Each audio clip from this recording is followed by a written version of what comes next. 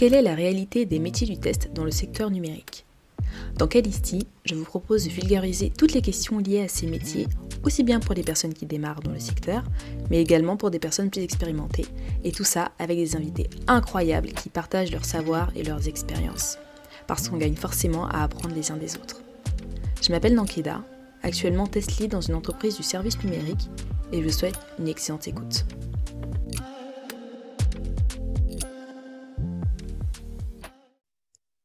Bonjour à tous, j'espère que vous allez bien.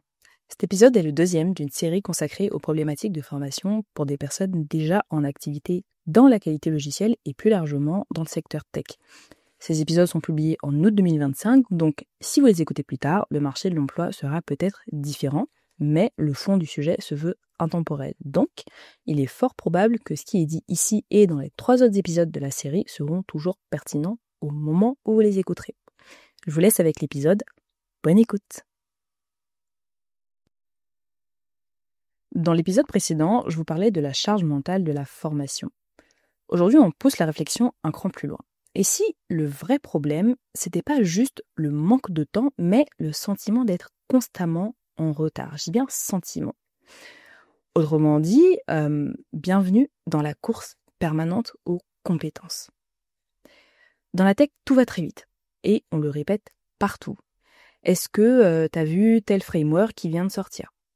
Ou faut absolument que je creuse tel outil, c'est l'avenir, faut se former dessus, etc.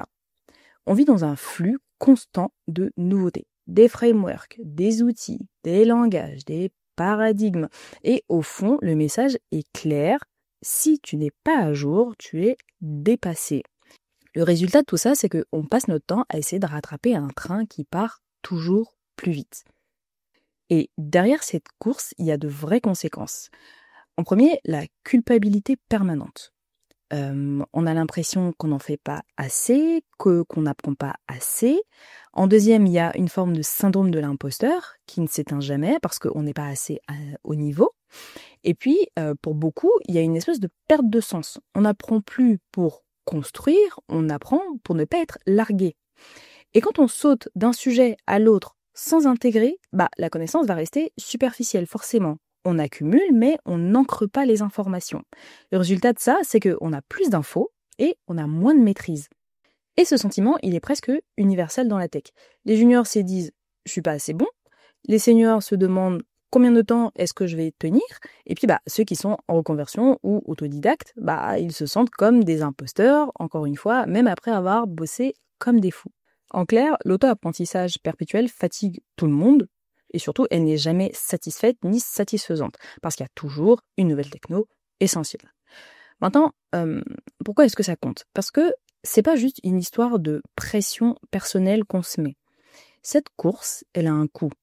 Elle va créer une industrie de la formation qui est très vite anxiogène parce qu'on a énormément de choses, des cours, des bootcamps, des tutos essentiels, des tutos approfondis, et puis on a des vidéos partout, des plateformes, bon je vais pas les citer, je pense que vous les avez tous en tête, et ça c'est très anxiogène. Elle pousse à des choix de stack, à des choix de techno qui sont peut-être pas nécessairement mûri dans le cadre d'une entreprise ou dans le cadre d'un projet. Et puis, ça va détruire la profondeur, ce que je disais tout à l'heure sur la superficialité.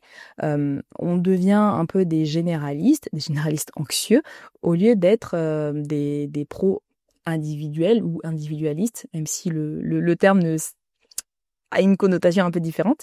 On devient des généralistes anxieux au lieu d'être des spécifiques solides. Et ça, au final, ça impacte aussi la qualité du logiciel, encore une fois. On multiplie les technos, on ne les comprend pas, on empile les outils, mais on ne les maîtrise pas. Et la dette, elle devient aussi humaine que technique. Alors, on fait quoi ? Est-ce qu'on abandonne ? Évidemment que non. On va pas abandonner. Mais on peut repenser notre rapport à la formation. C'est-à-dire que tout n'est pas urgent. Forcément. Tout n'est pas utile pour soi, tout n'est pas utile pour le projet sur lequel on est, et l'évolution qu'on a envie d'avoir, ce qu'on a envie d'apprendre pour pouvoir progresser, on peut le faire sur un temps qui est peut-être plus long, même si les choses vont vite. Et apprendre, ce n'est pas suivre le rythme des publications qu'on voit sur LinkedIn. On peut choisir par exemple une compétence clé par trimestre ou par semestre et aller en profondeur tout doucement et construire autour d'un projet. On peut valider par la pratique, pas juste par les tendances. Et surtout, on peut redonner du sens à ce qu'on apprend. Ce que je retiens, c'est que se former, oui, c'est important, mais pas au rythme de la panique. Parce qu'à force de courir, on oublie pourquoi on est rentré dans la tech, c'est-à-dire pour résoudre des problèmes, pas juste pour suivre. On parlera d'un autre angle qui fâche un petit peu dans le prochain épisode, je l'avais déjà évoqué avec des invités précédemment, les certifications. Est-ce que ce sont des promesses ou est-ce que c'est de la poudre aux yeux ? Si cet épisode vous a plu, vous me feriez super plaisir en l'envoyant à 1, 2 ou 3 personnes intéressées par le sujet. Le bouche à oreille est la meilleure manière de faire connaître un podcast, surtout si le contenu vous apporte de la valeur. N'hésitez pas à me suivre sur les réseaux sociaux, à vous abonner au podcast pour être au courant de la mise en ligne du dernier épisode.